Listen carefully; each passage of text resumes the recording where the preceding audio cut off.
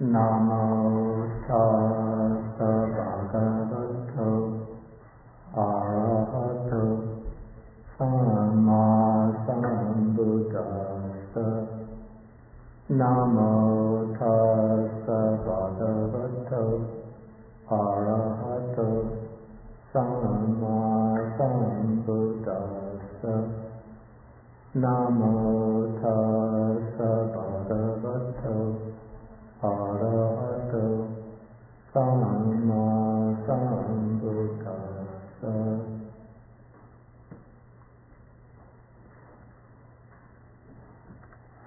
Okay, good morning, everybody.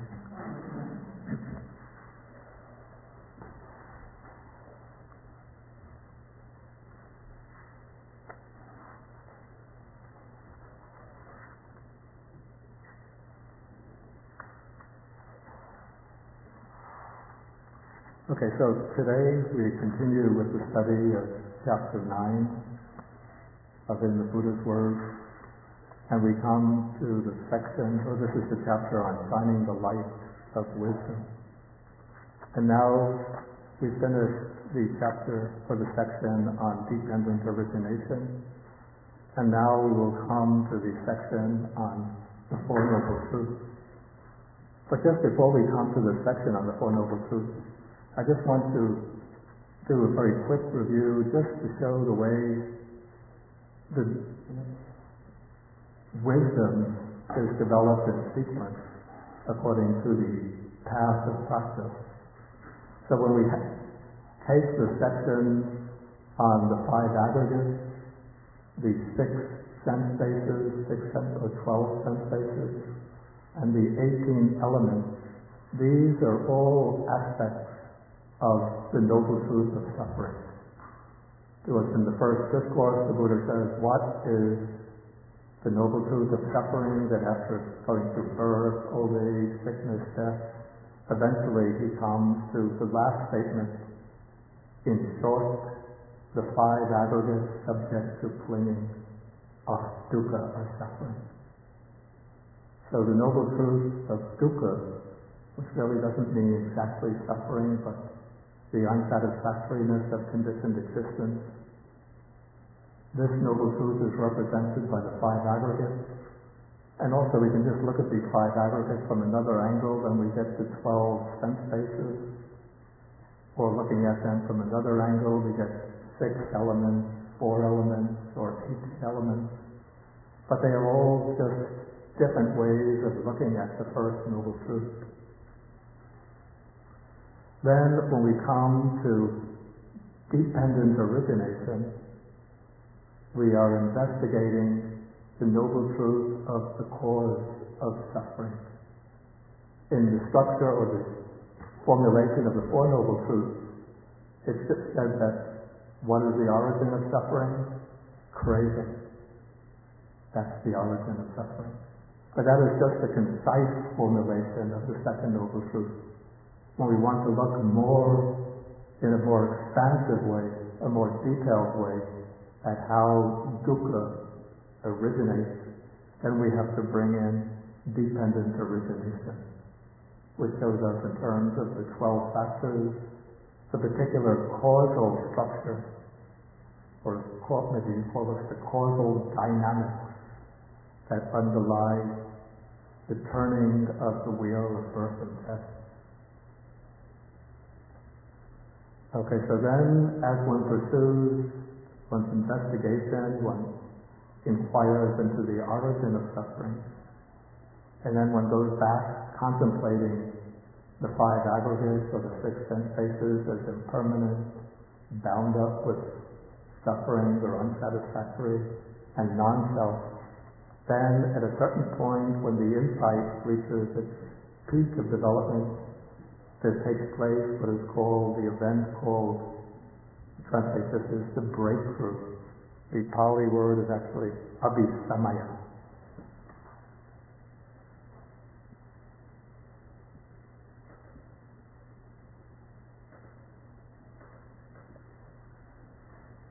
Yeah, this event is technically called Dhamma Abhisamaya. We have the word Dhamma and the word Abhisamaya. which I translate the breakthrough to the Dhamma. But the word abhisamaya, actually it comes from the stem aya, which means to go or to come, with the prefix sam, which gives the sense of together. And then it has another prefix, abhi, which gives an elevated meaning.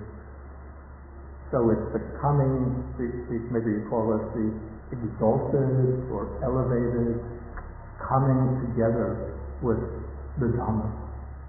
This is the occasion when one's understanding comes into complete unity with the truth of the Dhamma.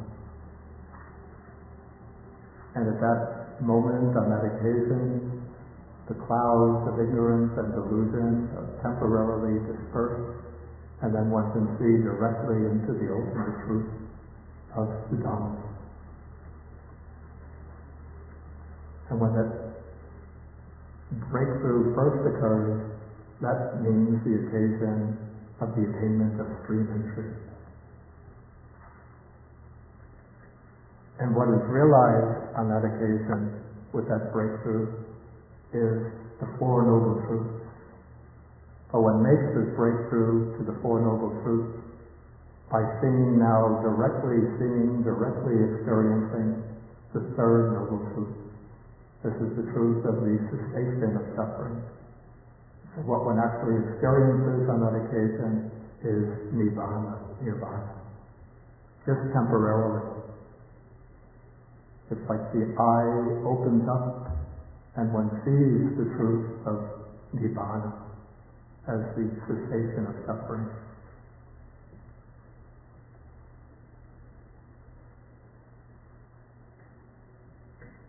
And one sees how with the ending of ignorance, the ending of craving, all of the factors that depend on ignorance and craving will come to an end. So one hasn't yet, at this point, one hasn't yet realized, one hasn't really fulfilled the ending of ignorance and craving. But one has reached a kind of clearing in the woods where one can actually experience temporarily the ending of ignorance and craving. Or maybe to change the analogy a little bit, it's like one is trying to get through a forest, and then you're climbing the hill, going through the forest, till you come to a space on the top of the hill where there's a clearing. And from that clearing you can look down at the rest of the forest, you can see the valley, you can see the river, and then maybe you can see the clear plain on the other side of the river. And then you can also look down and you see the path leading out through the forest, down to the plains, the river, and the villages or towns where you want to go.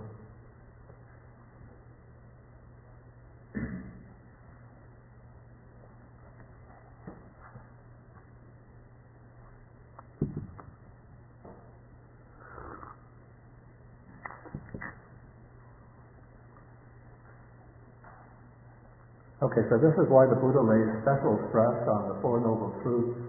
Usually we think that the Four Noble Truths are the basic teachings of the Buddha, and so we think that when you first start to learn Buddhism, what you learn are the Four Noble Truths, and then after you learn the Four Noble Truths, you've pretty much learned all the fundamentals. But actually the real understanding of the Four Noble Truths takes place at that moment when the practice of insight has come to full maturity, the spiritual faculties have reached a certain degree of sharpness, precision, depth of penetration, and then one actually sees and directly knows the Four Noble Truths.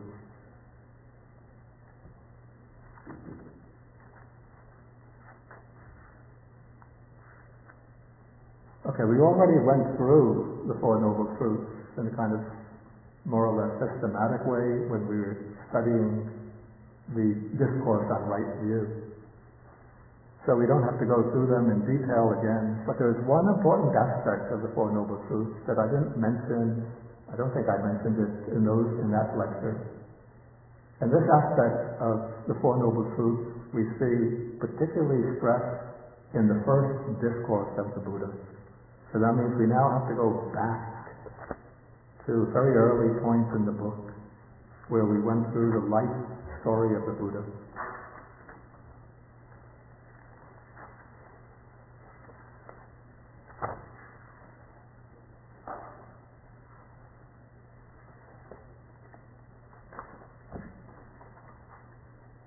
And we ended that chapter, it's called the chapter, The Bringer of Light.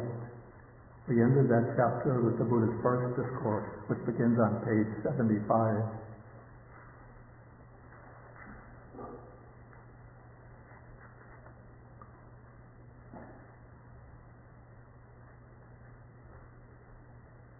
And then it continues over to page 76. Okay, the basic explanations of the Four Noble Truths on page 76 we've already gone through in connection with the Discourse on Right View. But then, beginning about the middle of the page, we come to a very important section. This is the section in which the Buddha explains what is called the three turnings and the 12 modes or 12 aspects of the Four Noble Truths. So each Noble Truth is presented here from three angles. So first we have the Noble Truth of suffering. So the Buddha says, this is the Noble Truth of suffering. Thus, monks, in regard to things unheard before, there arose in me vision, knowledge, wisdom, penetration, and light. Okay, so with regard to the truth of suffering, we have this first aspect, which means understanding what is the truth of suffering. And that would be the definition given in the preceding part of the discourse, that birth is suffering, aging is suffering, and so on. In brief, the five aggregate subjects to clinging are suffering. So this knowledge of the first Noble Truth, this is called, in Pali, it's called Cessation.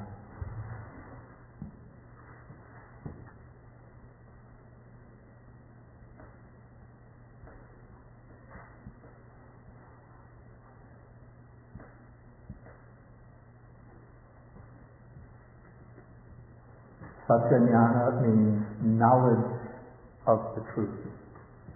We put all of them now.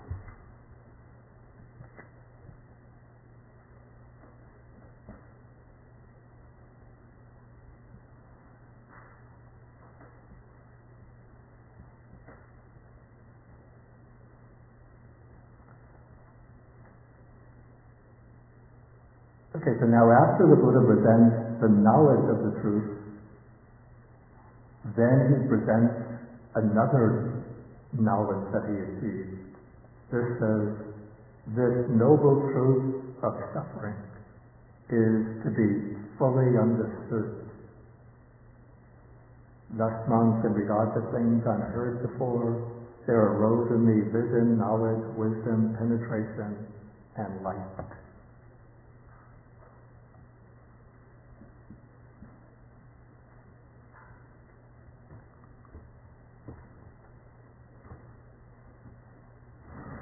Okay, the second aspect regarding the truth, this is called Chitta Jnana, which means knowledge of the task.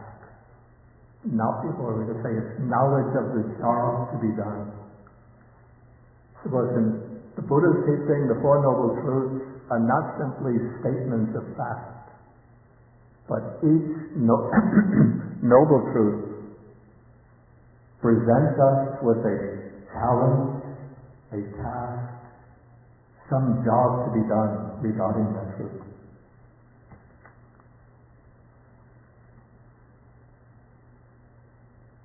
So the job to be done regarding the first Noble Truth is to fully understand it.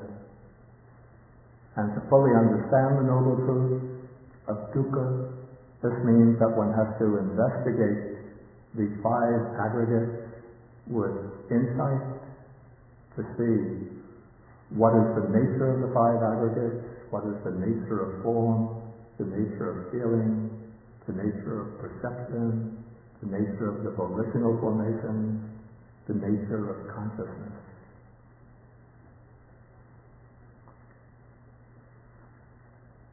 And then having understood through insight the nature of each of the five aggregates, one has to investigate their general characteristics, the fact that they're impermanent, suffering, and non-self.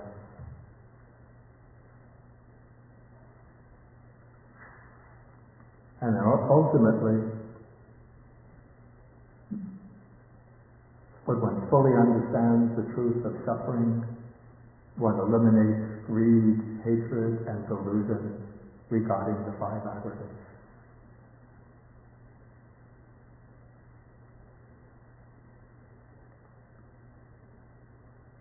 Okay, so the task regarding this noble truth of suffering is that it is to be parinyaya, to be fully understood. Nyaya, the word nyaya means to be understood, and pari is a sense of fullness or completeness. So the noble truth of suffering is to be fully understood.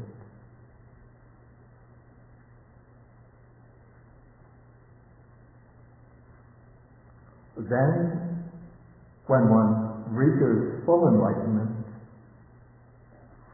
then one can declare that this truth of suffering has been fully understood. And so the third aspect the Buddha states here, this noble truth of suffering has been fully understood. Thus, in regard to things unheard before, there arose in me vision, knowledge, wisdom, penetration, and light.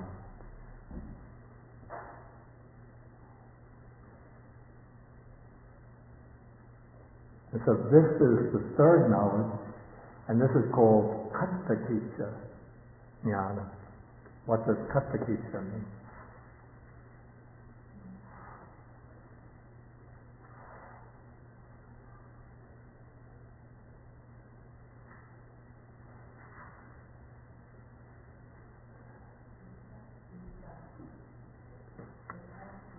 Right, the task has been done. Job completed. You take your time card and you punch out the time card.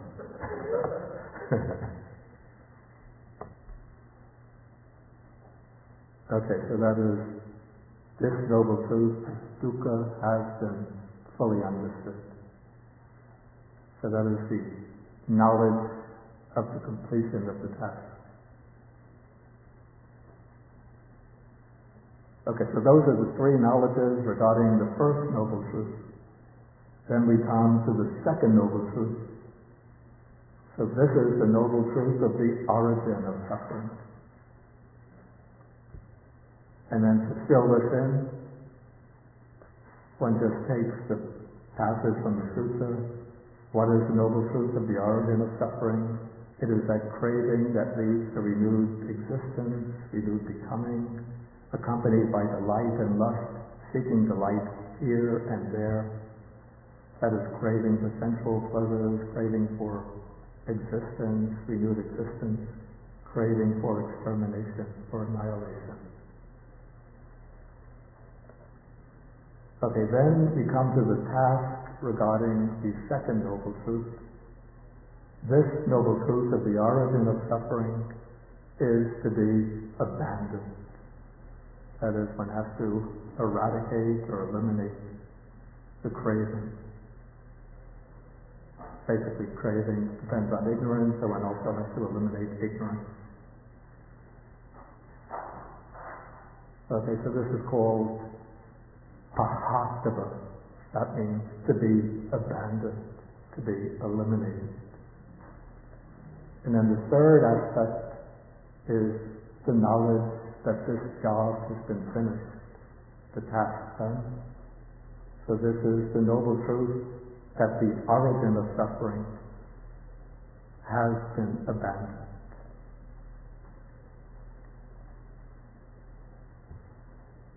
Okay, then we come to the third noble truth. The third noble truth is the cessation of suffering, which, according to the sutta, is the remainderless fading away and cessation of craving.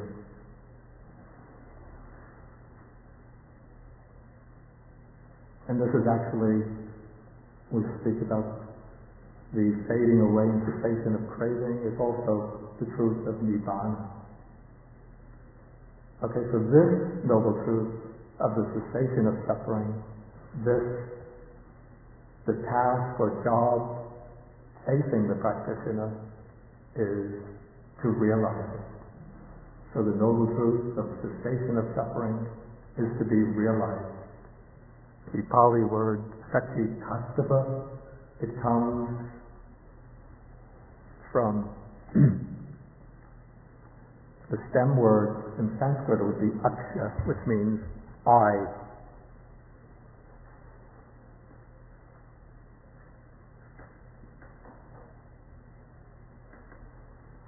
Yeah, the Sanskrit word aksha means I, and in Pali this would become, aksha would normally become akka, but it undergoes a slight change of form, it becomes aksha here, and then it has a prefix sa, which means with the eye, meaning that one makes something visible, one becomes a witness to something.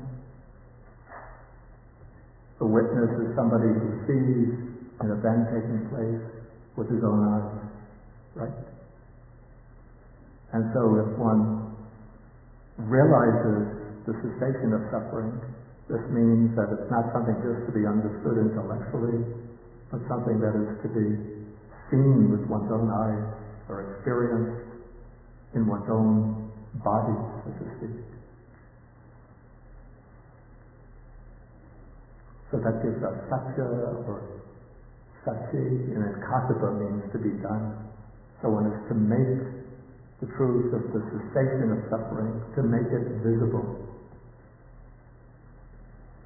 to realize it, to testify to it.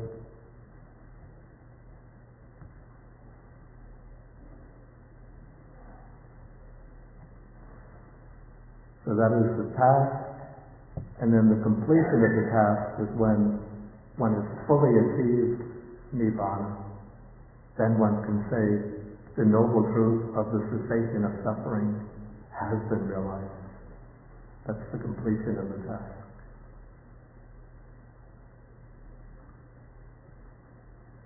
Okay, then we come to the fourth noble truth. This is the noble truth of the way leading to the cessation of suffering. And what is this noble truth of the way leading to the cessation of suffering? In the earlier part of the sutta, the Buddha says it's the Noble Eightfold Path, starting from right view through right concentration. So this is that is the knowledge of the truth itself, knowing the meaning of truth of the path, truth of the way. But then there's the job, the task to be done. What is that task? Bhavetappa. This means to be developed, to be practiced. The word bhavetappa suggests the idea of growth and development.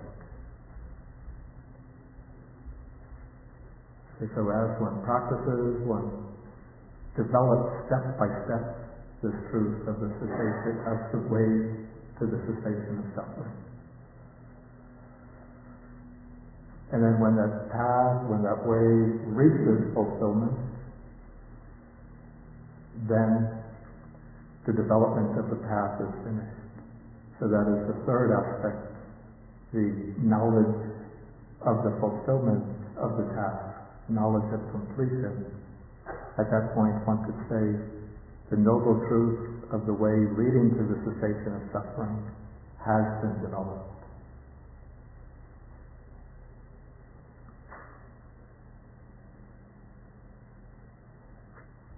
And then we can see the importance the Buddha placed on these three, we call these the three turnings, because one turning is knowledge of the truth, the second turning, knowledge of the task to be done, third knowledge of the completion of the task. That's three turnings, and then four noble truths. These give us 12 aspects, or 12 modes. So the Buddha says, here in the middle of page 77, so long as my knowledge and vision of these four noble truths as they really are in their three phases, or three terms, literally three terms, and 12 aspects, was not thoroughly purified in this way, I did not claim that I had awakened to the unsurpassed perfect enlightenment in this world. And this is gods, Brahmas, and Ara, and so on. But when my knowledge and vision of these four noble truths as they really are in their three phases and 12 aspects was thoroughly purified in this way, then I claim to have awakened to the unsurpassed perfect enlightenment.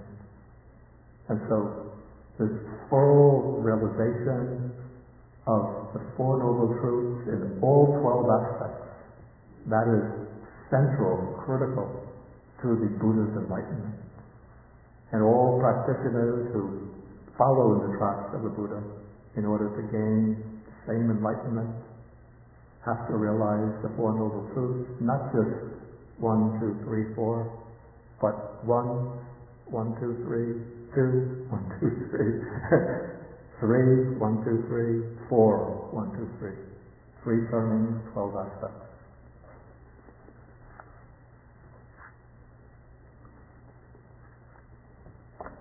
Okay, maybe before we go on, I'll ask whether there's any questions about this.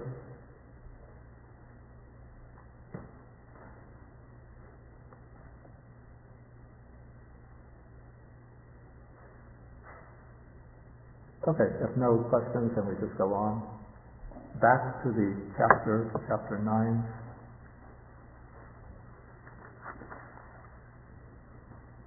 And now we just have a selection of suttas, which I took almost arbitrarily from not so arbitrarily, I always have a little reason behind selection, but I take them out from, this is chapter 56 in the Samyutta Nikaya. This is called the chapter of the Buddha's Discourses on the Four Noble Truths. So here we have some 100 or 200 short suttas dealing with the Four Noble Truths. And so out of those many suttas, I just chose about 6 or 7. Okay, so the first selection we have here just emphasizes that these Four Noble Truths are things that are realized by the Buddhas of all three periods of time. So whatever perfectly enlightened Buddhas in the past fully awakened to things as they really are, all awakened to the Four Noble Truths as they really are. And whatever perfectly enlightened Buddhas in the future will awaken to things as they really are, also the Four Noble Truths. And whatever perfectly, this would be interesting, I have to check this. Whatever perfectly enlightened Buddhas at present have fully awakened to things as they really are, all have fully awakened to the Four Noble Truths as they really are. If this is really a plural, that would be a very curious passage, because I don't know other passages in the Pali Canon which speak about a multiplicity of presently existing Buddhas. We get this in Mahayana Sutras, which refer to other world systems very distant from our own, in which there are Buddhas living and teaching. But to my knowledge, always in the Pali Sutras, it refers to Buddhas in the past in the plural, Buddhas in the future in the plural. But then the Buddha will say, and I, who am presently the perfectly enlightened Buddha, have done such and such. This really just struck me just now. I'll have to check the Pali for that. Okay, so then the Buddha explains what are these Four Noble Truths. Then this paragraph comes at the end of just about every sutta in this section of the Samyutta Nikaya. Therefore, an exertion should be made to understand this is suffering, this is the origin of suffering, this is the cessation of suffering, this is the way leading to the cessation of suffering. So the Buddha doesn't teach the Four Noble Truths just as an abstract philosophical doctrine, but always he ties his exposition of the truth to a particular work to be done. That is, to make the exertion, to know, to understand, to realize the Four Noble Truths.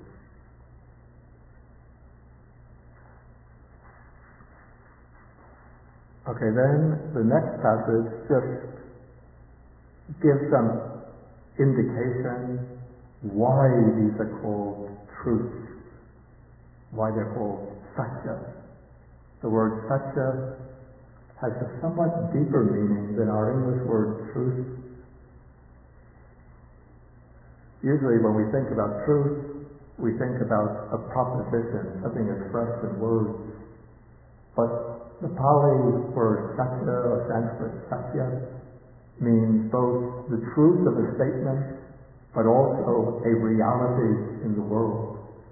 So the Four Noble Truths are not simply propositions that the Buddha makes. This is suffering, this is the origin of suffering. But they're four realities that are to be understood. And so the Buddha says, these four things are actual, unerring, invariable. Let me write these Pali words down. Am I overloading you with Pali words? I don't want anybody to get busy and then think, oh, my head is spinning from this class. It's like I have to learn another language just to sit through this lecture. So if I'm putting too many words on, just stop. But sometimes to understand the translation, it's good to look at the original, because sometimes the original words have certain nuances, implications that get lost in translation.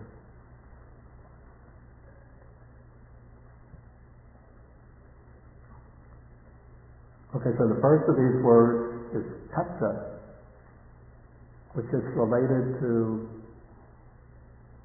another word, tattva, which means something like thus, or such as it is. It's a little bit like the late Walter Cronkite, whenever he would end his CBS Evening News back decades ago. That's the way it is. Monday, say April 22nd, such and such a year. So these four truths are the way it really is. That's the way it is. Tattva.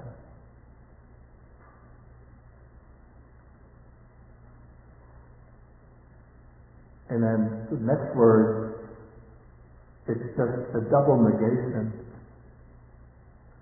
V means devoid of reality. So vitatta would be false, devoid of reality, not the way it is. But then putting the A in front of it negates that. So it reinforces the idea that this is in fact the way it is. This is not falsehood, but this is real, it's not falsehood. It's not deception. It's not just glitz and glimmer, glitz and glitter. but it's reality.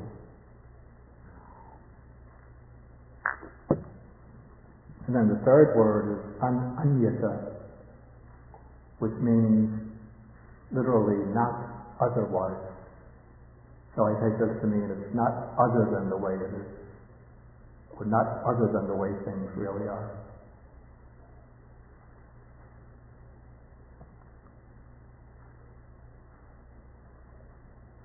So you say that all three of these words are meant to cast some spotlight on the meaning of satya, truth, why they're called Four Noble Truths.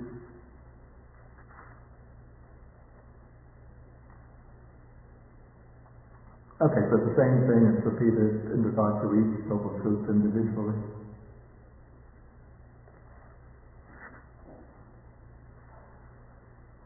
Then we come to the third passage. This, I think, is very well known. Just about everybody who reads anything on Buddhism, well, anybody who writes anything on basic Buddhism usually refers to this passage, where the Buddha is walking through this grove of Singsipa leaves, kind of tree that grows in India, and he picks up a few of these leaves in his hand, and then he asks the monks, "What do you think? Which is more numerous, the leaves in my hand, or the leaves in the trees overhead?" And then the monks say that the leaves in your hand, those are very few, the leaves still up in the trees are very many. So then the Buddha says, in the same way, the things that I have directly known but have not taught you are numerous, while the things that I have taught you are few. Okay, why haven't I taught many of these other things? Because they're not beneficial, they're irrelevant to living the spiritual life, and they don't lead to disenchantment, dispassion, cessation, peace, direct knowledge, enlightenment, Nibana. Therefore I have not taught them. Then what are the things that I have taught? I have taught this is suffering, this is the origin of suffering, this is the cessation, this is the path. And why have I taught this? Because this is beneficial, relevant to the spiritual life, and leads to disenchantment, dispassion, enlightenment, Nibana. And always the ending, therefore the effort, the exertion should be made to realize the Four Noble Truths. This passage here, this selection, is quite similar to another sutta that we had quite a bit earlier. This is the simile of the man who's been shot by the poisoned arrow, and his relatives and friends, they call a surgeon. The surgeon wants to remove the arrow, but the man wants to know, he says, I won't let you remove the arrow until you let me know who is the man who shot me, what family he comes from, what kind of material the bow is made out of, what kind of material the arrow is made out of what kind of poison he used on the arrow. And so the Buddha says, this man will die before he gets cured of the arrow shooting him. And so the Buddha says, I don't teach the Dhamma in order to answer many of these speculative questions, but there's birth, old age, sickness, and death, and I teach the Dhamma, there's suffering, and I teach the Dhamma for putting an end to birth, old age, sickness, and death, for reaching the end of suffering. Okay, so this is handful of leaves. Then we come to passage D, section D, and here the Buddha says, it is because of not understanding and not penetrating the Four Noble Truths that you and I have roamed and wandered through this long course of samsara. Again, this is a very weighty and significant statement. By not understanding and not penetrating the Four Noble Truths, what particular key factor is being indicated here? Speak up.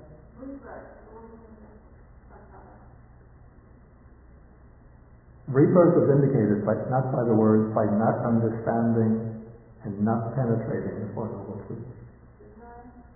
Yeah, who said that? Okay, that's the correct answer. This is ignorance, avidya.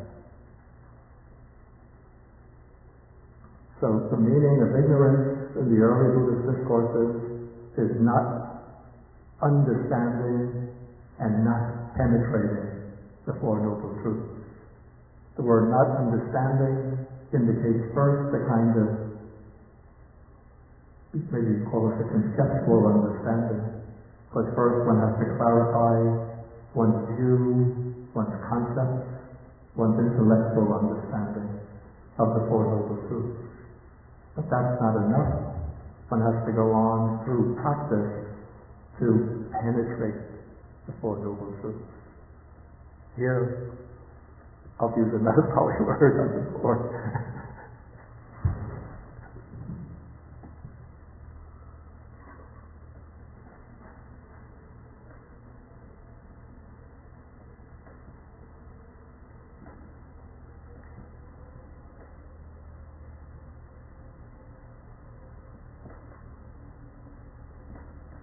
The word anubodha is what I translated as understanding, but it is based upon the stem of it is the word bodha, which is related to the word that's usually translated enlightenment or awakening, sambodha or bodhi.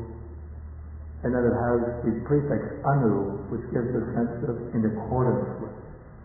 So this is a knowledge that's in accordance with the knowledge of enlightenment. So it's a kind of understanding which precedes the actual realization. But this knowledge clears the path for the realization. But then the second word is pativedya. This is what is translated penetration. It comes from the stem veda, which means to pierce. And then pati gives the sense of going up against and going through. So it's piercing right through the Four Noble Truths, so penetrating them. The English word matches the Pali very exactly.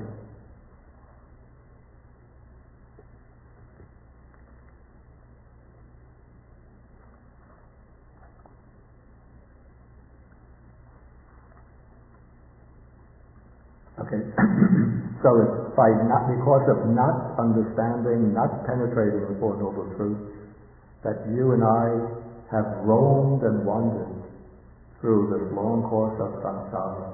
That is what leads us on from life to life. And then he just elaborates in terms of each noble truth. Then he says, he's referring to himself, that noble truth of suffering has been understood and penetrated. The noble truth of the origin, cessation, the path has been understood and penetrated. Craving for existence has been cut off. The conduit to existence, that's just another word for craving, has been destroyed. Now there is no more renewed existence, no more future becoming.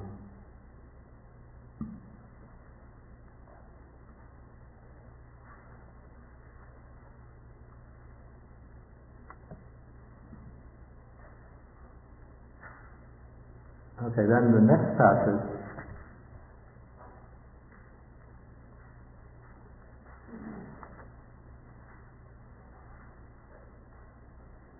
takes place when the Buddha has been he goes for a walk with the monks. The place is called Patipana Kuta, I think, which is translated Inspiration Peak. Apparently, it's a high peak, and then it's right off that peak, there's a sharp precipice. And so one monk says to the Buddha, this precipice is indeed steep, extremely frightful. Is there a precipice steeper and more frightful than this one? And then the Buddha says, there is. The monk asks, what is it? Then the Buddha says, those ascetics and Brahmins who do not understand as it really is, this is suffering and so on, the Four Noble Truths. Okay, they delight in sankharas, that is, volitional formations that lead to birth, aging, and death. They delight in volitional formations that lead to sorrow, lamentation, pain, dejection, and despair. Okay, then, delighting in such volitional formations, they generate or create these volitional formations that lead to birth, aging, and death, and so on. And having created these volitional formations, they fall down, tumble down the precipice of birth, aging, and death, of sorrow, lamentation, pain, dejection, and despair. Okay, so what I found interesting in this passage is that it brings together the Four Noble Truths with another teaching which we've come across, which is hinted at or suggested here. It's not stated very explicitly, but we find it implied by certain words. What is that teaching that's implied here?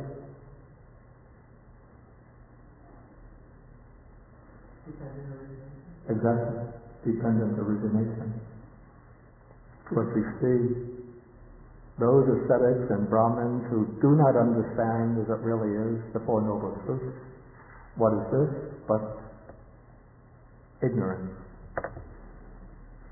Okay, then because of ignorance, they delight in these volitional formations. That is sankhara. And then delighting in these sankhara, they create the sankharas. So this takes us from ignorance to the volitional formations, the sankharas. But then, instead of going into consciousness, name and form, six sense bases, and so on, here we jump directly from the sankharas to birth. Because what is birth but the coming into being of consciousness and name and form? So we go from the volitional formations to birth, then from birth to old age and death. So we have a compressed formulation of dependent origination, and the whole sequence starts from ignorance, and ignorance means not knowing the Four Noble Truths. But then the Buddha takes the counterpart, those ascetics and Brahmins who understand the Four Noble Truths as they are. They do not delight in volitional formations. They don't create the volitional formations, not creating the volitional formations. They do not tumble down the precipice of birth, aging, and death, and so on.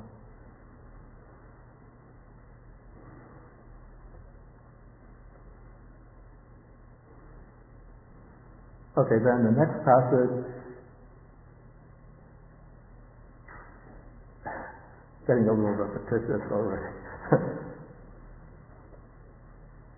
Okay, the next passage just says that anybody who makes the breakthrough, anybody who wishes to make an end of suffering, has to make the breakthrough to the Four Noble Truths.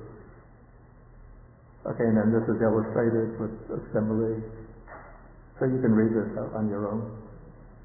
Then we come to paragraph or passage G, This says that the destruction of the taints, the asavas, the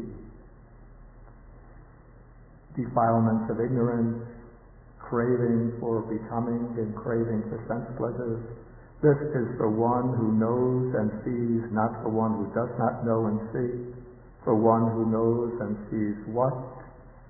For one who knows and sees the Four Noble Truths. Okay, and this takes us through all of the passages on the Four Noble Truths.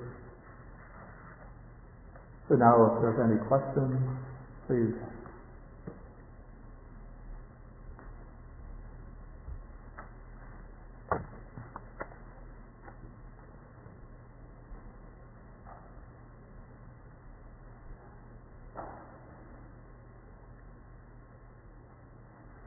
Okay, anyway, there's 3 questions come by email. One, is the word light used in the first discourse related to the nimitta leading into the jhanas? No, it's not. The nimitta means the kind of visualized object that appears when people are doing samadhi meditation, when the mind becomes very still and concentrated. Sometimes people see a point of light, a ball of light, a circle of light, and then that becomes the object to focus on in order to enter the deep samadhi of the jhanas. But the light that's spoken of here in connection with the realizing of the Four Noble Truths, this is the light of wisdom, not the light of the nimitta. Okay, then some people interpret the handful of leaves as the sutta on the handful of leaves as implying that the Buddha is omniscient, that he has knowledge of everything. Is that correct or wrong? This raises the question, is the Buddha omniscient? And the Buddha himself expressly, specifically denies being omniscient in the sense of knowing everything at the same time, everything at once. And my own supposition is that the Buddha never claimed to be omniscient in the sense of having the capacity to know every single fact in the universe. But there's an expression that comes that the Buddha knows all dhammas, and usually within, so I think every Buddhist tradition, whether Theravada or Mahayana, this is taken to mean that the Buddha knows every fact, knows everything. So if my computer gets blocked up, then I can go to the Buddha. I have a little Buddha statue on top of my computer screen. I can say, Buddha, please tell me how to fix my computer. And Buddha will tell me how to fix it. Or if we have a difficult problem in nuclear physics, subatomic physics, check the Buddha scriptures, certainly the answer is going to be there. Or some problem in future history of the earth, certainly there has to be some prophecies about what's going to happen in the future history. I don't think the Buddha would have claimed omniscience in that sense. But I take the statement that the Buddha knows all dhammas to mean that the Buddha knows all of the principles of the spiritual life, all of the things that have to be done to gain enlightenment and liberation, the things to be avoided. He knows the different ways in which the law of karma operates, the different realms of existence, which kinds of actions lead to which realm, which kind of actions, or what kind of path leads to freedom from all of the realms of existence.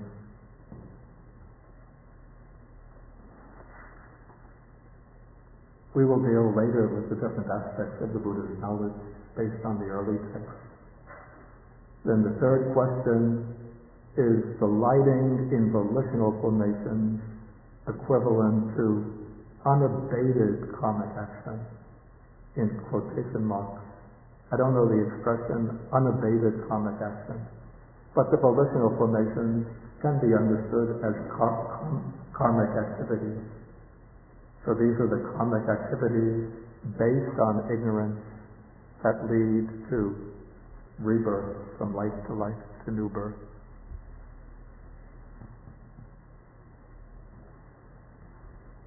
Okay, another question is, please explain the root of the word that's translated taint. Is it the same as the word outflows?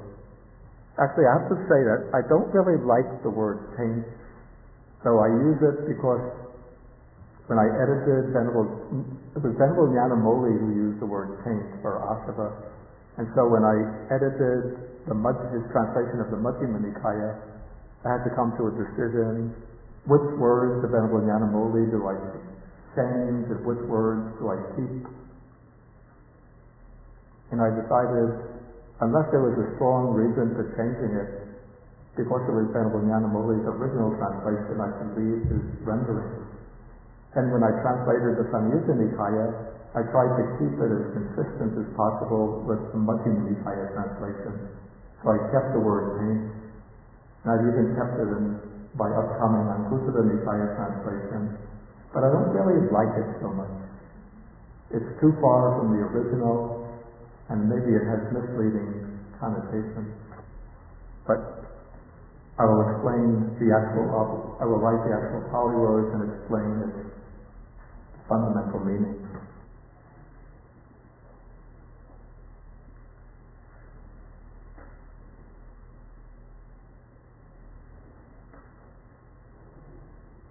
Okay, the root of the word, the Pali word itself is asava.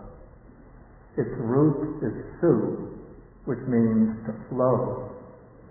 And then it has a prefix, ah, which can be interpreted either as indicating the outward direction or the inward direction.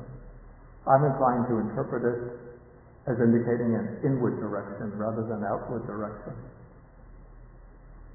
Because we have the word gacchati, which means to go away, and then the word agacchati, which means to come. So if somebody comes to me, say agacchati. Then the word harati means to take away, and aharati, to bring. So the prefix "a" seems to indicate towards oneself. So I understand asava to be things that flow in. So these are things, we call them maybe defilements deep within the mind, say at the very bottom strata of the mind, below the threshold of consciousness. And then they flow up and into the mind.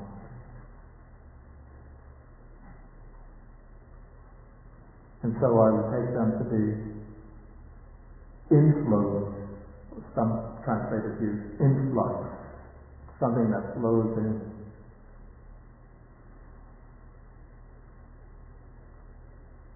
Okay, Suki.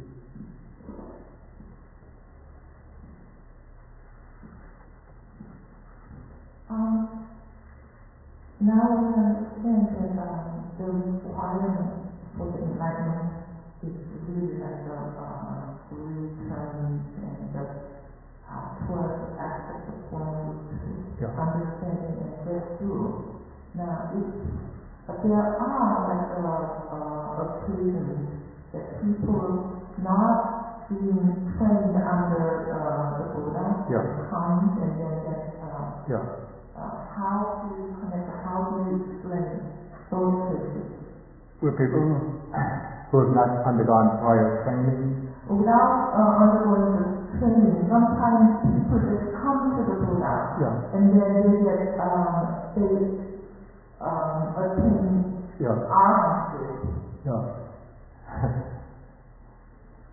Yeah, that's a good point. There are cases of some who have achieved, just by listening to the Buddha give a discourse, perhaps it's not the case, actually. And maybe what I have to say, maybe I should qualify what I said earlier. It's not the case that everyone who gains enlightenment has to actually go through and systematically and sequentially take account of those 12 types of 12 aspects. Perhaps that is something special to a Buddha's enlightenment. But anybody who gains enlightenment, especially the full final stage of arhatship, they do have to undertake or complete those 4 tasks. They have to have the full understanding of suffering. They have to have the elimination of craving. They have to have the realization of Nibana, and they have to develop the Noble Eightfold Path. In the case of those who might be just listening to the discourse, sometimes even on the first time, suddenly, during the Buddha's discourse, they gain even the state of arhatship, just jumping there very quickly.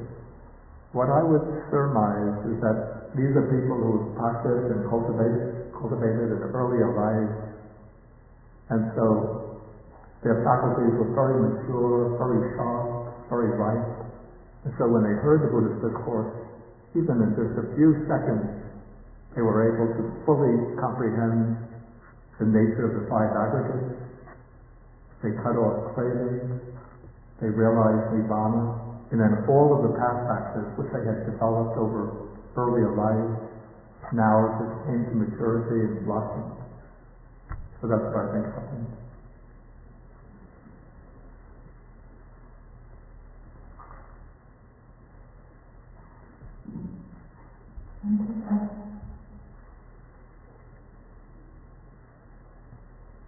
Yeah. I think quite a bit of the explanation of asana is usually defining deep in the mind and then comes to the surface of the mind and is recorded inside.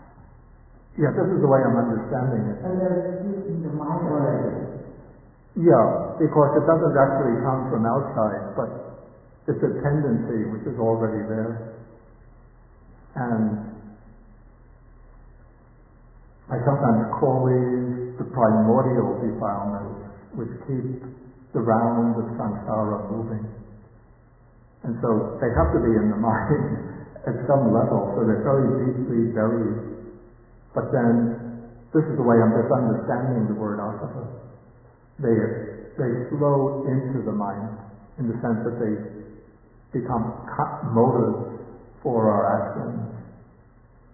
That they flow into the mind, and then they govern our thoughts, our emotions, and then they become motives for actions. And also we should know, or should mention, that the word asava was not originally coined by the Buddha. It was a word that was in circulation during the time that the Buddha was teaching. In fact, it was a word which played also an important role in the teaching of the Jains. But it has a somewhat different meaning in the Jain teaching. In the Jain teaching, it refers to karma flowing into the mind. The Jains have the idea that karma is a kind of very subtle material particle, and so when one engages in actions, defiled actions, those actions cause these subtle dust-like particles to flow into the mind. And that flowing in of the dust-like particles of karma, that is what they call asava.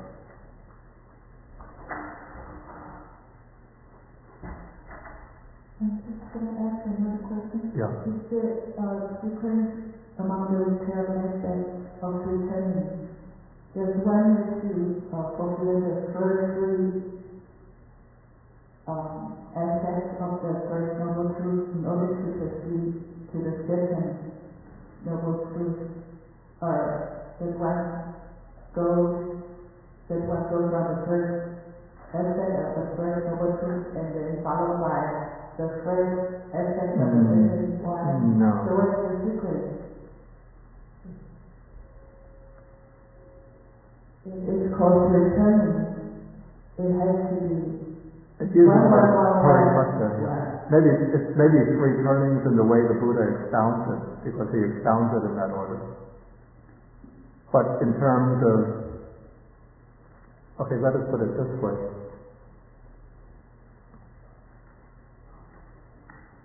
As one develops insight, one is coming to understand more and more the Four Noble Truths, or the five aggregates. When it's coming to understand the five aggregates. And as one is developing the insight, one is weakening craving at the same time. But it is only when one makes the break and one is developing the Noble Eightfold Path.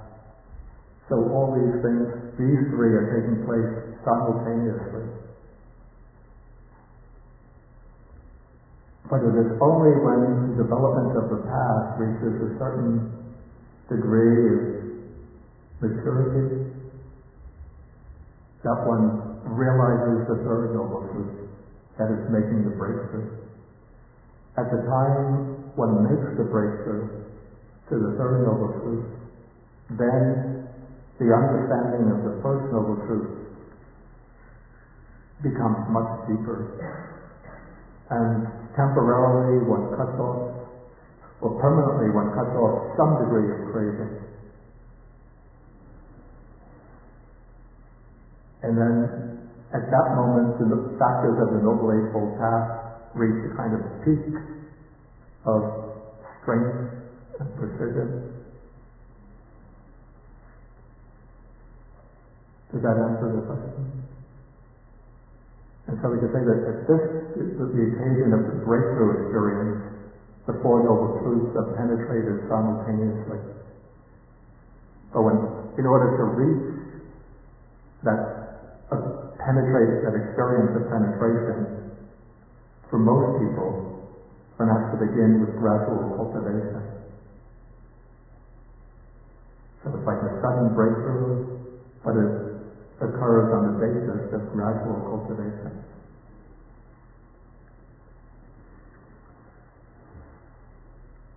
Okay, this will be the last question. Is the complete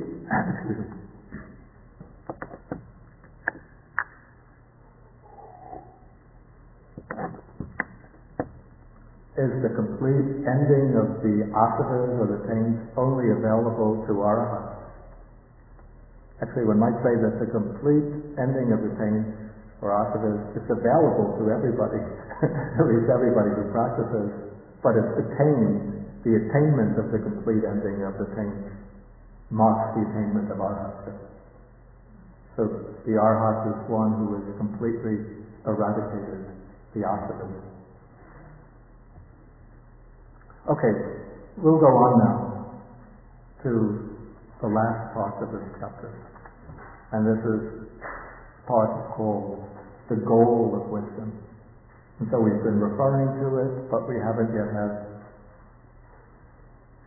a clear explanation of it, and that is Nibana.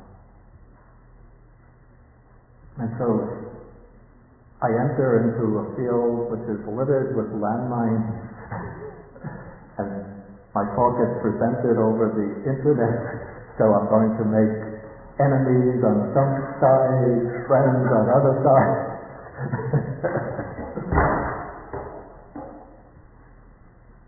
Some people will brand me as a fool, other people will brand me as a wise, enlightened guide on the path. I claim to be neither. Sometimes it's interesting to find out what they say about you on the internet.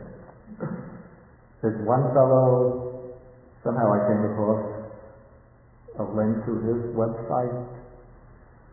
It's nice to have these flattering words like Bhikkhu Bodhi, the worst translator in the world. He's completely fouling up the Buddhist discourses.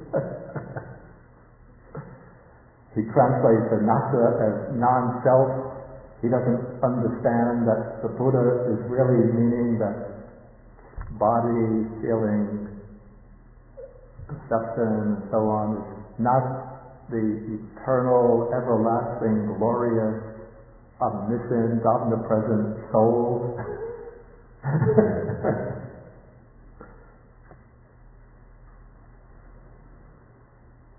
Okay, so let us take these sutras on Nibana. And what I say, to understand what the sutras are saying about Nibana, it's very dangerous or misleading to pick up one sutta and say, this is the proof.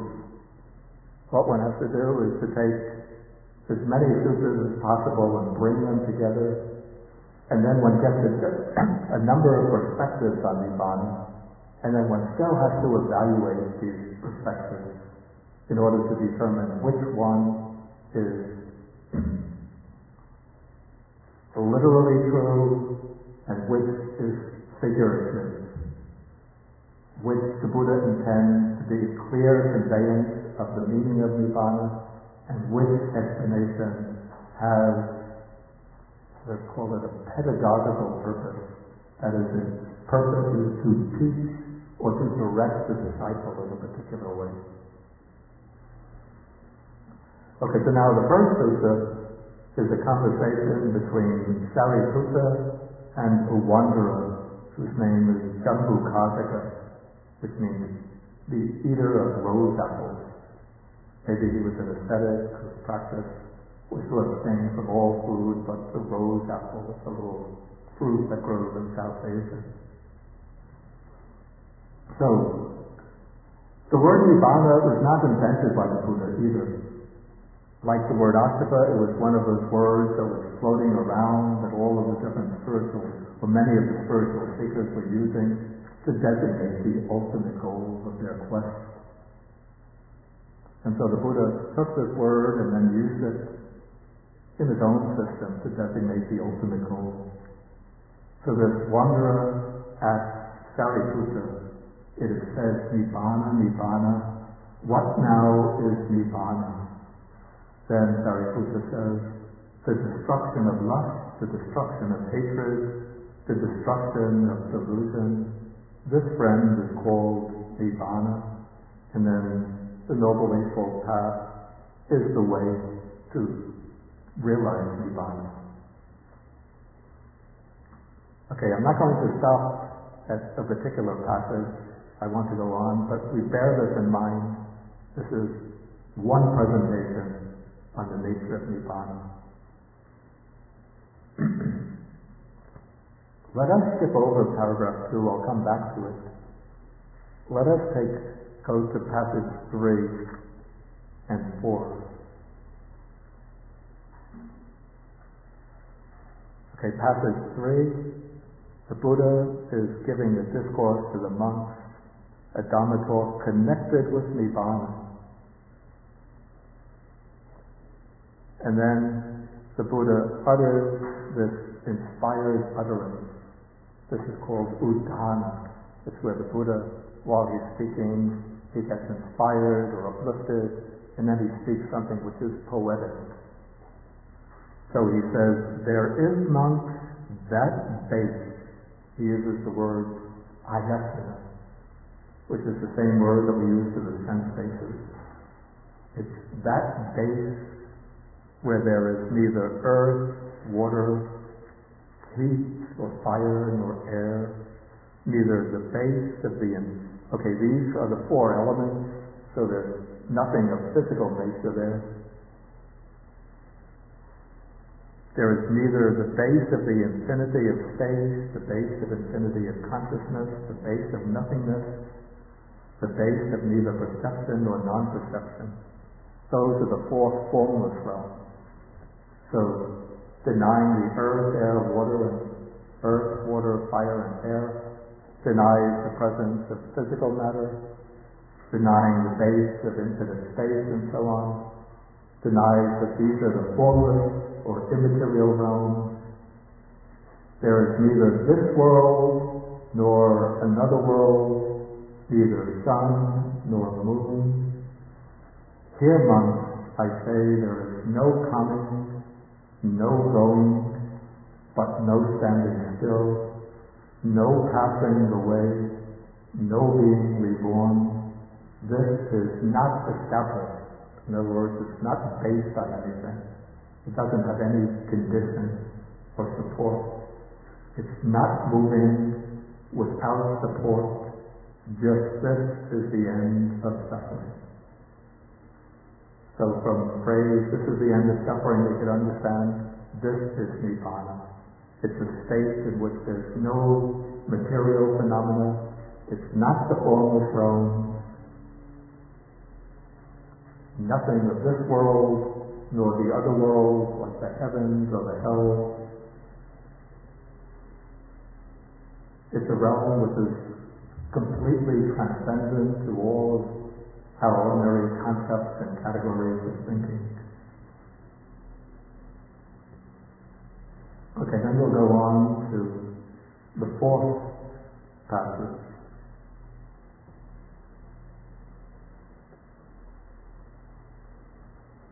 There is, monks,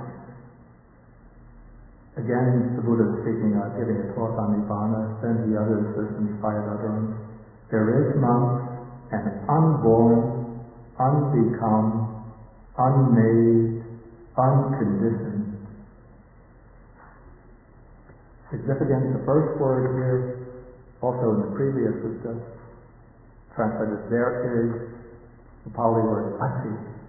Very clearly is referring to something presently existing. Ati bhikkhave sajatam bhutam nakastam asankatam. There is something that is unborn, it's not produced from any causes. It's unbecome, that is, it hasn't come into being. It's unmade, not made by anything. It's unconditioned, it doesn't depend on any conditions. If there were no unborn, unbecome, unmade, unconditioned, then no escape would be discerned from what is born, become, made, and conditioned. But because there is this unborn, unbecome, unmade, unconditioned, therefore an escape or release is discerned from what is born, become, made, conditioned. So the way I understand this passage, it's stating that there is some state, some reality which has never come into being, doesn't undergo anything, it's not made, doesn't depend on any conditions, and that reality is the necessary condition for the possibility of liberation from birth, becoming, old age and death, from everything that's made and conditioned. So the possibility of liberation depends on the pre-existence of some state, some reality, which is unborn, unbecome, unmade, unconditioned. And that unborn, unbecome, unmade, unconditioned, that is Nibana.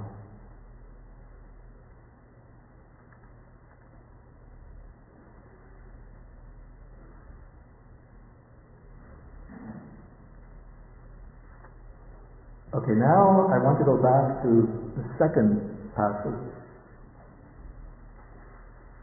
which gives 33 synonyms for Nibana. So the Buddha says here, I will teach you the unconditioned and the path leading to the unconditioned. So what is the unconditioned? The destruction of lust, the destruction of hatred, the destruction of delusion. This is called the unconditioned. And what is the path leading to the unconditioned? Mindfulness directed to the body. This is called the path leading to the unconditioned. That's actually the first sutta in this series, but then the Buddha will go on to mention a number of other things that constitute the path. Now, I don't want to focus here on what is the path, but what is the unconditioned. Now, we have the unconditioned defined as the destruction of lust, hatred, and delusion. And even this statement could be interpreted in two ways. This is what gives rise to two schools of thought amongst the followers of early Buddhism on what is Nibana. Usually we say that the Buddha has taught the middle way between eternalism and annihilationism. And yet when we see the way people interpret Nibana, they also fall into two camps. Those who say, as I do, Nibana is something unborn, unbecome, unmade, unconditioned. That is, in a sense, the eternalist camp in the interpretation of Nibana. Then there'll be those who say Nibana is just the destruction of greed, hatred, and delusion. That is the unconditioned, just the ending of the defilements, ending of birth and death, nothing else. That's Nibana. That is, in a sense, the annihilationist camp in interpreting Nibana. But now, it seems to me that this definition, the unconditioned is the destruction of lust, hatred, and delusion. This has to be interpreted. It shouldn't be taken literally. Because the unconditioned, first, it means something that doesn't depend on conditions. And yet, the destruction of greed, hatred, and delusion occurs through conditions. It occurs through the development of the path. So when one develops the path, at a certain point, when one's wisdom is mature enough, then one destroys lust, hatred, and delusion. Then we can say one attains Nibana, but one can't say that this brings the unconditioned into being. The unconditioned has to be something which precedes the destruction of greed, hatred, and delusion. This is my understanding. Maybe some people disagree. I don't know.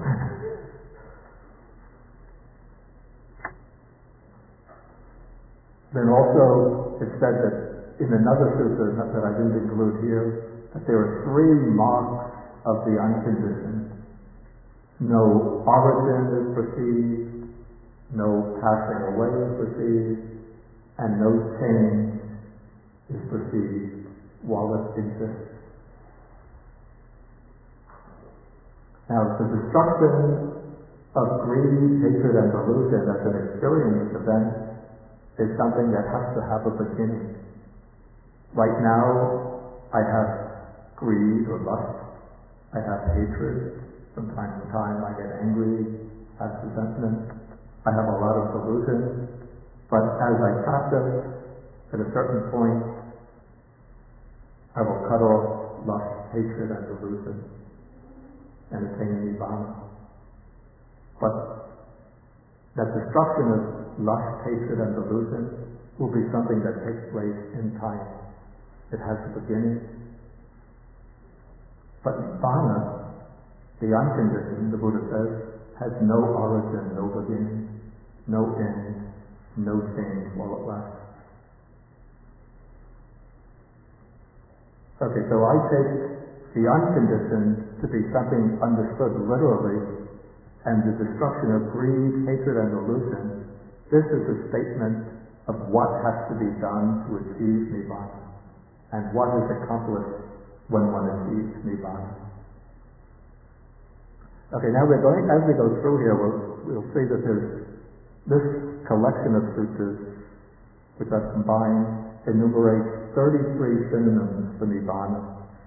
So the Buddha says, I will teach you the uninclined or unbent, the taintless.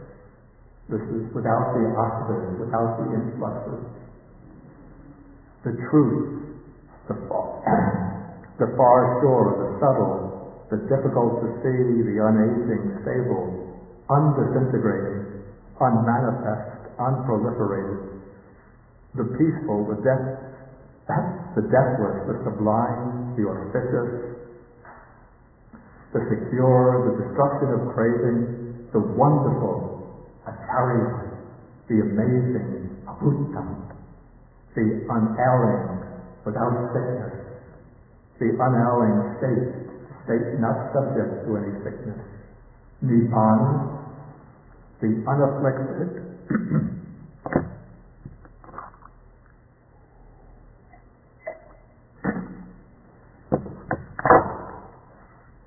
dispassion, purity, freedom, non-attachment, the island, the shelter, the asylum, the refuge, the destination.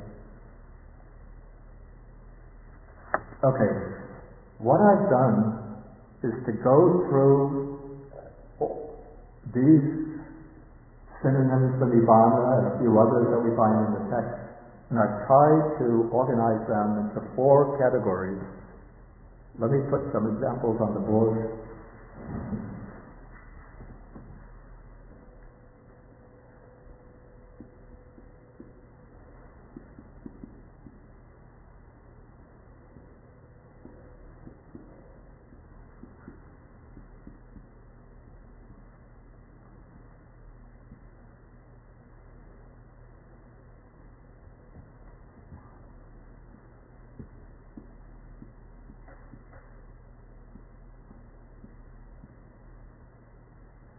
Okay, I've used four categories for classifying different descriptions or designations that are used for Nibana. I put some examples of under each category. So the first is what I call the task to be done. What is to be done? What has to be done to attain Nibana? And what is accomplished when one achieves Nibana. So under this category, I would put the destruction of lust, hatred, and delusion. I just abbreviated to make it easy. Dispassion, the taintless. We also have some others. In another sutta we have the destruction of craving. In this list of 33 synonyms, we have non-attachment.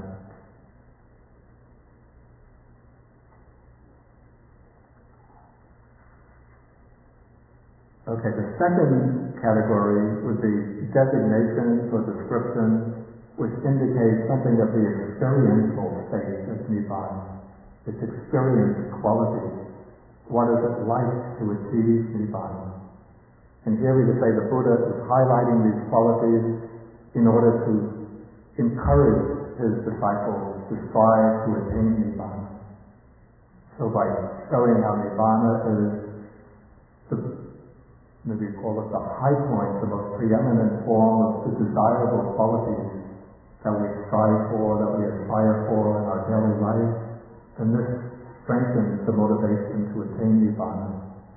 So in the Dhammapada, the Buddha calls Nibana paramam sukham, which means the supreme bliss. Here in these 33 terms we have it's the peaceful. It's also called purity and freedom.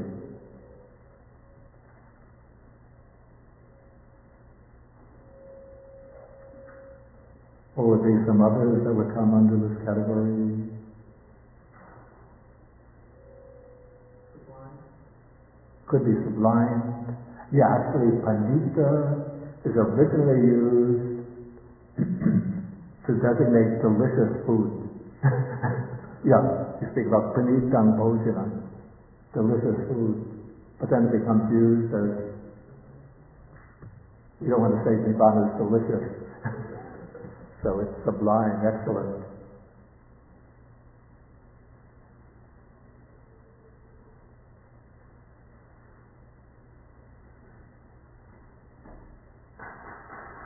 Anything else that's new?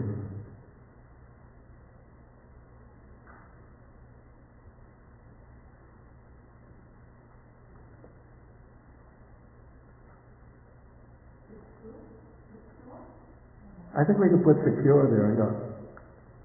Because the word here is kema, which also has the meaning of restful. free from trouble and anxiety. Also another expression, not in this list, but we came across it at the end of paragraphs 3 and 4, it's the end of suffering. Or you could even call it the third noble truth, it's dukkha nirodha, the cessation of suffering.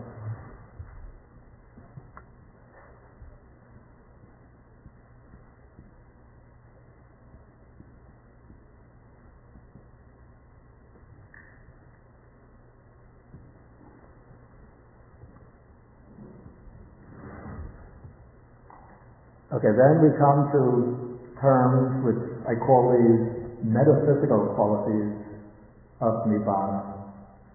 If you don't like metaphysical qualities, you can call them philosophical qualities. So here, Nibbana is called, in the passage that we came, paragraph 4, passage 4, it's called the unborn, unmade, unbecome, unconditioned. In the list of synonyms, it's called true, the deathless,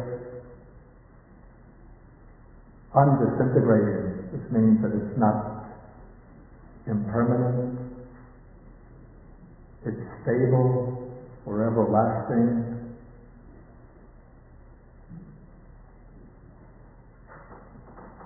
And then the fourth category are what I call metaphorical terms to indicate Nibbana. So in the list we have the far shore. Of course, Nibbana is not a shore, but this is the image which is used against the Indian background, where during the rainy season, one is always often crossing rivers to get to the far shore. And so the far shore becomes a desirable destination. So Nibbana is called the far shore. Beyond this shore is the realm of birth, death, and suffering, and the secure place is the far shore. Then Nibbana is called the island, the shelter, the asylum, the refuge, the destination. All these are metaphorical terms.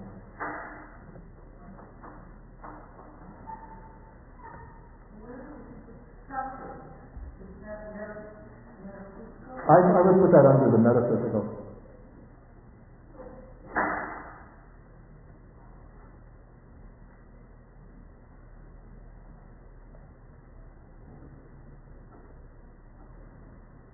I'll try to put these into a table and then hand it out next week, maybe. For 2 weeks, we don't have a class next week. Okay, then I want to go on and try to finish the next 2 sections. Now we come to paragraph number 5. This speaks about 2 Nibbana elements. The word here translated as elements is dhatu.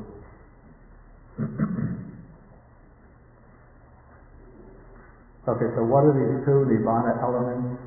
One is called the Nibbana element with residue remaining. These are important words to know in Pali. So I don't give tests, but I'll put them on the board. Or would you like to have exams?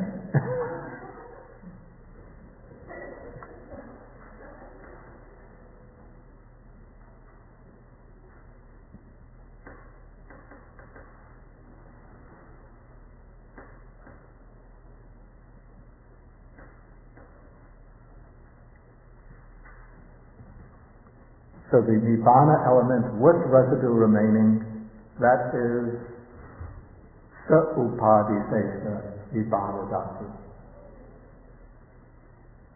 And then the Nibbana element with no residue remaining is anupadisesa Nibbana dhatu.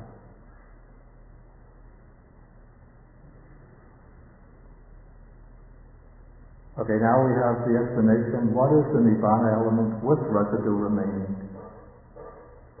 Okay, here the monk is an arhat, one whose asavas are destroyed, and so on, one completely liberated through final knowledge. However, his 5 sense faculties remain unimpaired or intact, by which he still experiences what is agreeable and disagreeable. He still feels pleasure and pain. So he's still a living being, a human being, still has the body with the sense faculties, and through the sense faculties he'll experience pleasant sensations, painful sensations. It is the destruction of lust, hatred, and delusion in him that is called the Nibana element with residue remaining. Okay, then we come to the definition of the Nibana element without residue remaining. What is it? Here the monk is an arhat, one completely liberated through final knowledge. For him, here in this very life, all that is felt, not being delighted in, will become cool right here. That is called the Nibana element without residue remaining. These are the 2 Nibana elements. Okay, now, you see, if you take this text as being definitive, without any qualification, then you have a good argument for the annihilationist interpretation. You see, Nibana for the arhat, just the destruction of the defilements. When the arhat passes away, there's nothing. Everything's finished. So that's Nibana. And then when you come across the other passages, unborn, unmade, unbecome, unconditioned, the annihilationists interpret this, it means an end to being born, an end to becoming, an end to being made, an end to being subject to conditions. That's the way they would interpret it. But my interpretation, this is the way I understand this passage on the 2 Nibana elements. There are actually 3 aspects of Nibana, the way I understand it. One is the Nibana element itself, in itself. That is the Nibana which is unborn, unmade, unconditioned. But that unconditioned Nibana element is realized in 2 stages. The first stage is the stage realized in life itself, and that is the destruction of greed, hatred, and delusion. The second stage is the stage when, that is the Nibana element with the residue remaining. And that residue is the combination of the 5 aggregates that has been brought into being through past craving and clinging that has come into this life. So that is the residue that continues as long as the enlightened person is alive. And through this residue, they still experience pleasure and painful feelings, so they don't have any attachment to the pleasure or any resentment and displeasure over the painful sensations. Then the Nibana element without residue, this is when the arhat passes away, and because there's no more craving, then the cycle of becoming, of rebirth, comes to an end. And so that's what's meant by saying that all feeling, not being delighted in, will become cool right here. And so there's no more any production of the 5 aggregates that constitute an existence in the future life. So that is the complete ending of the cycle of rebirth.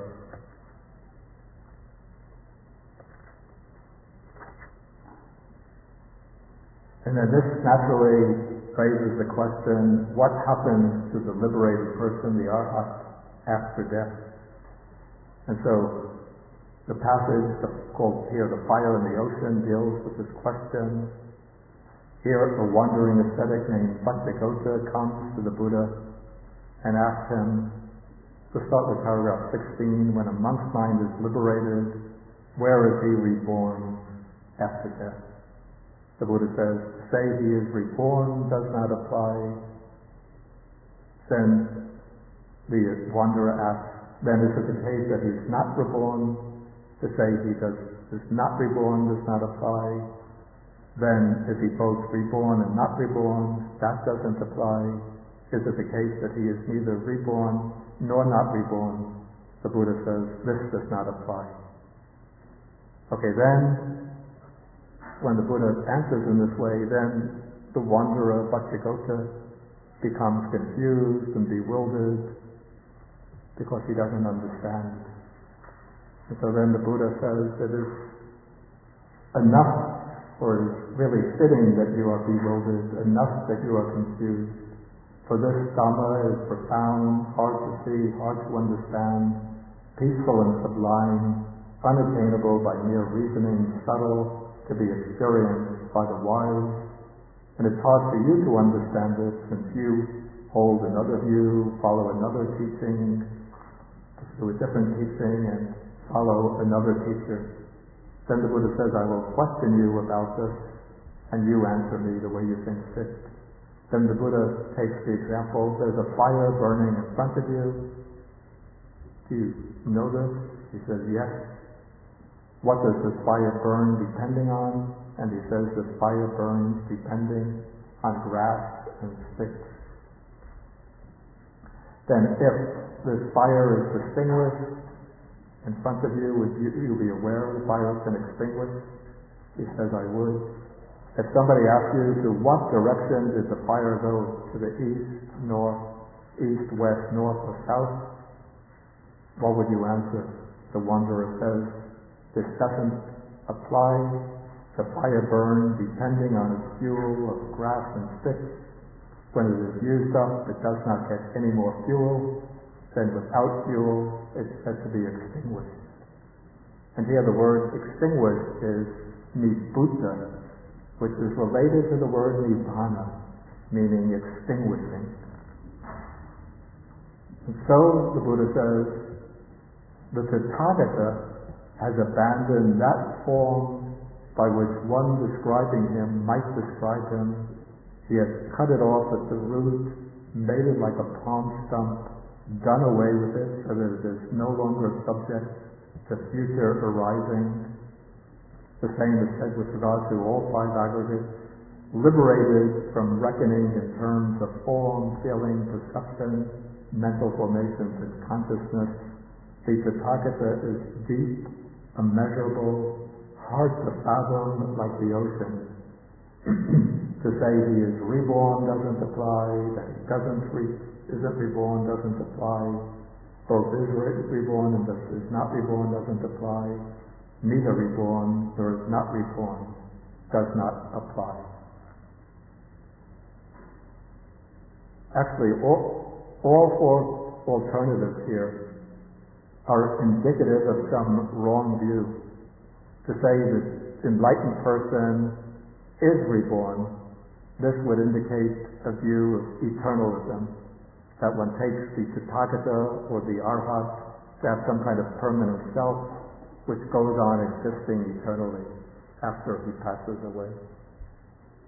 To say that he is not reborn, in actual fact, from the conventional point of view, one says that the Buddha or the Arhat is not reborn, because he doesn't take any more rebirth. But the way that view is expressed by the wanderer, there's the assumption that a person has some kind of substantial self which will go on from life to life until they achieve Nibana. Then when they achieve Nibana, that self is cut off and annihilated. And then there's no self to be reborn.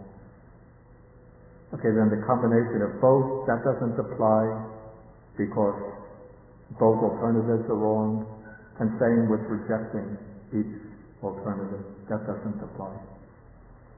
And so then when the Buddha uses these words that the Tathagata is deep, immeasurable, hard to fathom like the ocean, I see that as almost indicating the nature of the Nibana element itself.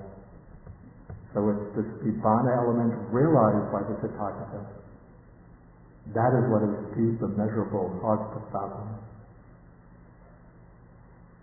Like the ocean. Okay, I'll have to stop here, but we'll come back after lunch and then we can have a discussion after lunch. And then any questions that you have about Nibana. I can't say that I can answer all of them, but and if any of you don't come to any of my future classes, then I know that or at least I could suspect maybe they belong to the other camp.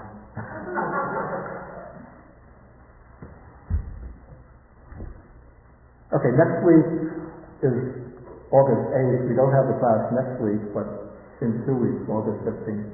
And then we come to the final chapter of the book. Okay, so we end with the sharing of the merits.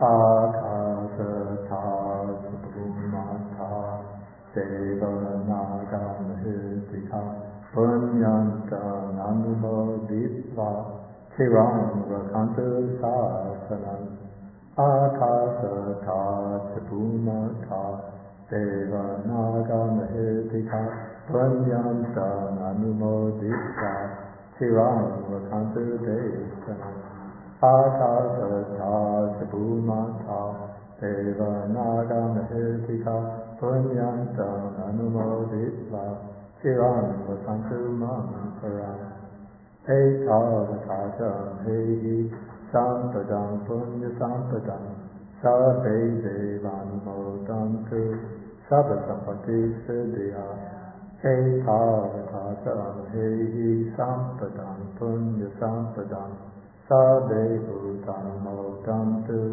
Sabba Sampati Siddhya Ekavakatam Hehi Sampadam Punya Sampadam Sabbe Sata Anumodantu Sabba Sampati Siddhya Bhavadupadaya Piti Hetato Etantare Satakai Kapana Rupiya Rupicha Hasanya Sanino Dukha Pamusantu Pusantu Vibhutim